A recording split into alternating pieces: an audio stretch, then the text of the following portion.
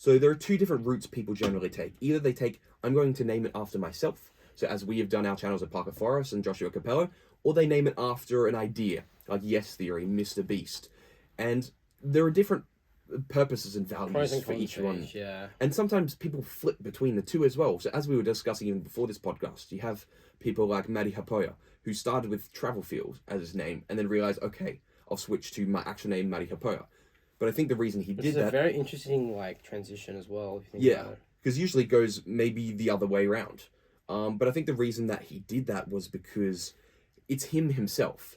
So if it's just himself running a channel and he names it after, let's say, Travelfields, it very much limits him to that travel photography, videography genre.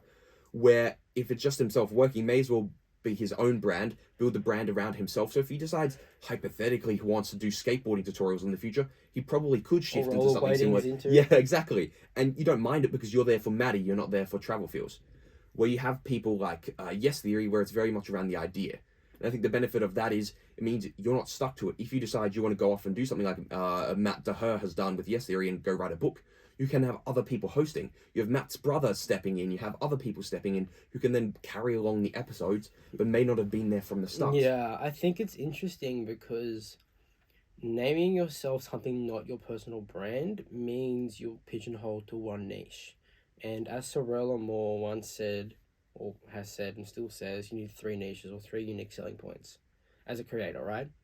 So, if you don't have the 3, because 3 means that you attract 3 sort of similar but different audiences, and it means different people can come to your channel. You're the sort of main character, but you have depth and you have story and you have personality because you have 3 different outlets to convey your message. Yeah, exactly. I mean, I think sometimes if you maybe don't have those 3, but you have a broad enough thing as Yes Theory has with Seek Discomfort and saying yes to things which take you outside your comfort zone and maybe that you wouldn't have done before, meeting new people, building connections. Yeah. It is essentially those 3 things, but all tied up under one name. Yeah. So they have the ability to expand And rather than just in the end, Yes Theory is a good example because their content is around one central theme. There's no 3 specific niches. It's one central theme of saying yes, right? That's the whole concept, right? So you don't have obviously there's 2 ways to go. You can do the one central theme, the personal brand, or you can do the 3 unique selling points.